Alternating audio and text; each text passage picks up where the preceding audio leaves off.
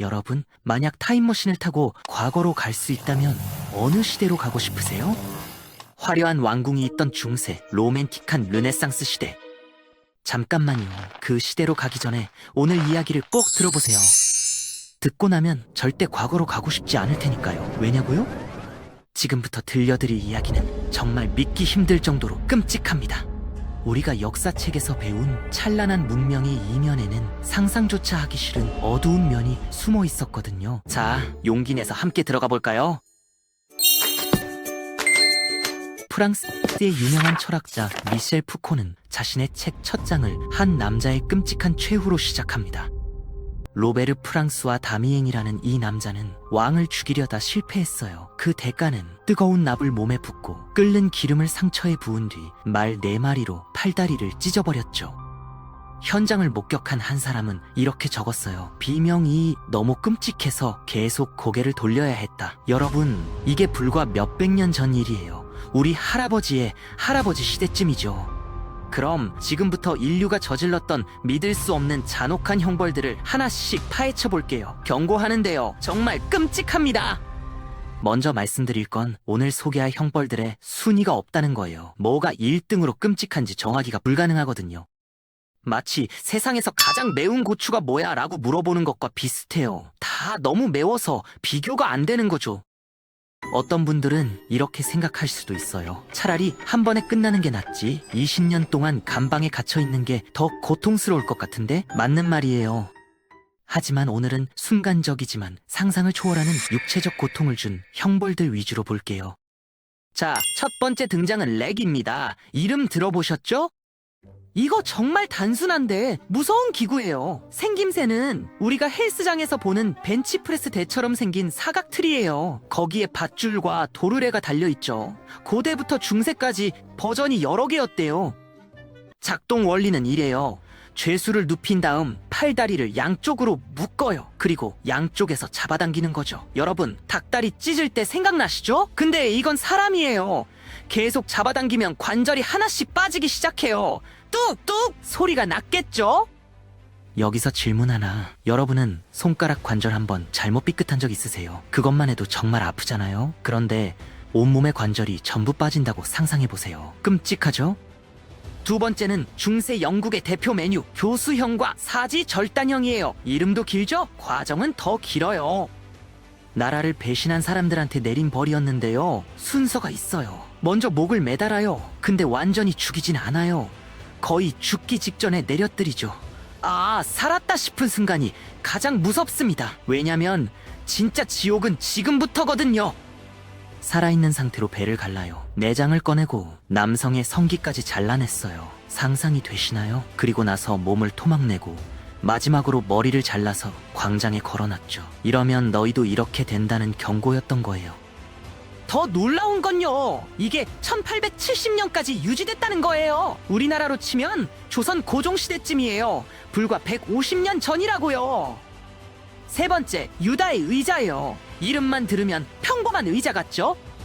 천만에요. 이 의자는 앉는 부분에 뾰족한 쇠기둥이 삐죽 솟아 있어요. 마치 고가를 거꾸로 세워놓은 것처럼요. 죄수를 줄로 묶어서 이 쇠기둥 위에 앉히는 거예요. 자세한 설명은 생략할게요. 상상만으로도 충분히 끔찍하니까요. 여기서 끝이 아니에요. 더 빨리 끝장을 보려고 죄수 몸에 무거운 추를 달았대요. 중력이 더해지면서 생각하기도 싫네요. 기름을 발라서 더 빨리 미끄러지게 만들기도 했다는데 이건 진짜 악마의 발상 아닌가요? 죽음은 몇 시간에서 며칠까지 걸렸대요. 여러분, 우리 회사 야근할 때 죽겠다고 하잖아요? 그건 진짜 죽는 게 아니에요. 이게 진짜 죽는 거예요. 네 번째는 끓는 물 형벌이에요. 1500년대 영국 왕 헨리 8세가 이걸 공식 사형 방법으로 인정했어요. 성격 급한 걸로 유명했던 왕답죠. 근데 사실 이건 유럽이나 아시아 곳곳에서 인기 있던 형벌이었대요.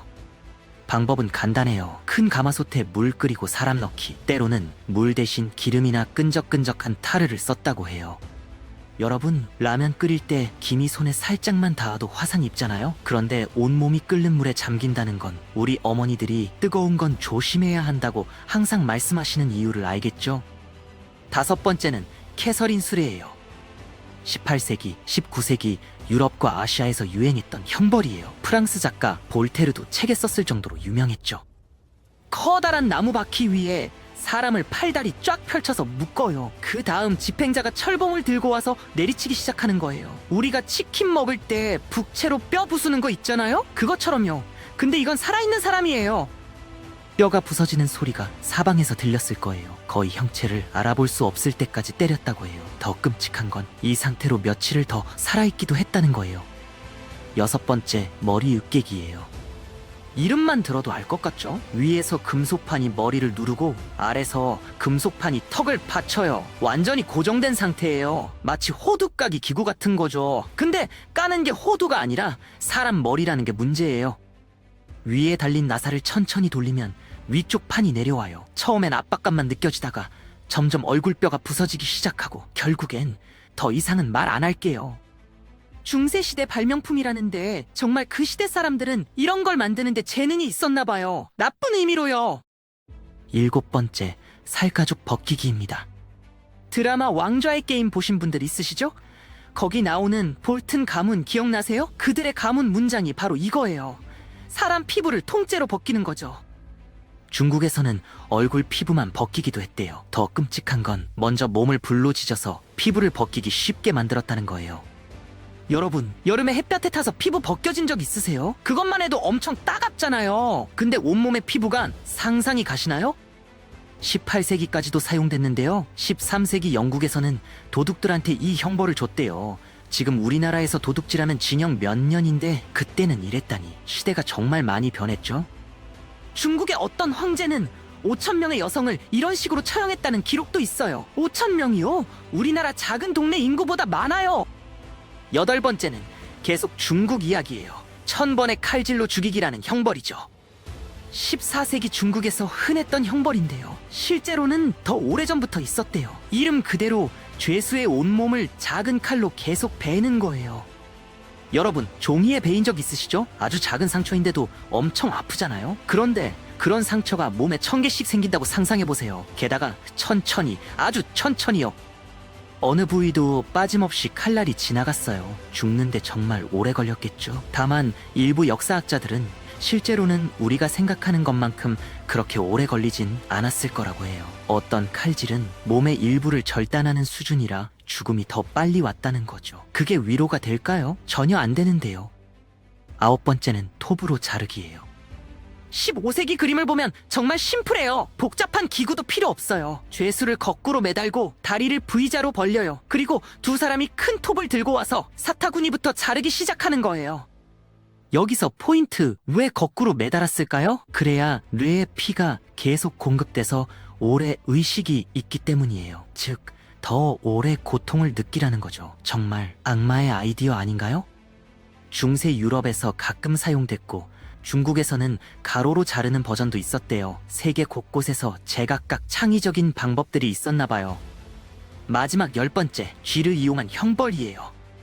여기까지 들으셨는데요. 혹시 이런 생각 안 드세요? 도대체 옛날 사람들 머릿속엔 뭐가 들었길래 이런 생각을 했을까? 우리 모두 고통이 뭔지 알잖아요. 다들 아파본 적 있잖아요. 그런데 왜 이렇게까지 잔인했을까요? 이 마지막 형벌을 들으면 정말 충격받으실 거예요. 중세 유럽과 중국에서 사용됐다는데요. 방법이 정말... 굶주린 쥐들을 상자에 넣어요.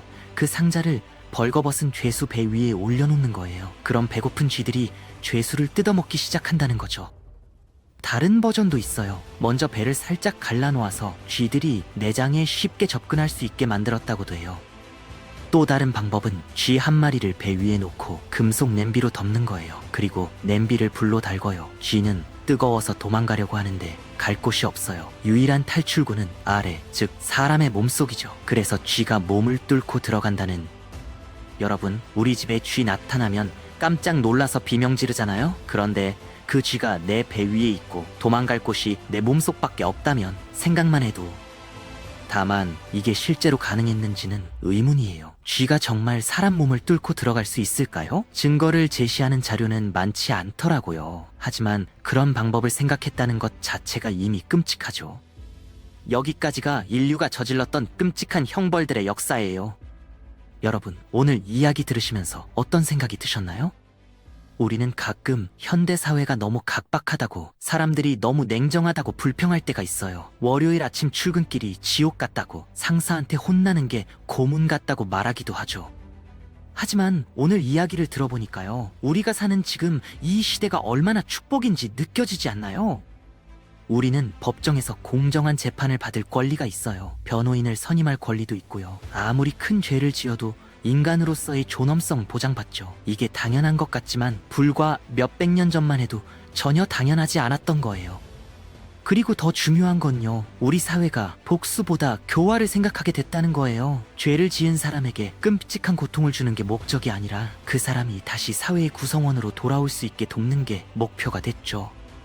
물론 지금도 세상은 완벽하지 않아요. 여전히 불의한 일들이 일어나고 부당한 일들도 많죠. 하지만 적어도 우리는 그런 게 잘못됐다는 걸 알고 있어요. 그리고 더 나아지려고 노력하고 있고요.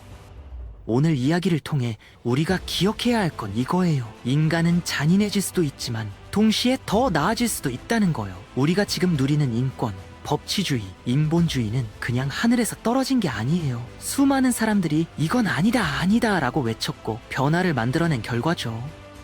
그러니까 우리도 마찬가지예요. 지금 우리 주변에서 일어나는 작은 불의들, 부당한 일들을 그냥 지나치지 말아야 해요. 이건 아닌 것 같은데? 라는 생각이 들면 목소리를 내야 하죠. 그게 바로 우리가 더 나은 미래를 만드는 방법이니까요. 마지막으로 한 가지만 더요. 다음에 월요일 아침 출근길에 오늘도 지옥이다 라고 생각되면 오늘 들었던 이야기를 떠올려 보세요. 그러면 그래도 진짜 지옥은 아니네 라는 생각이 들면서 조금은 위로가 될 거예요.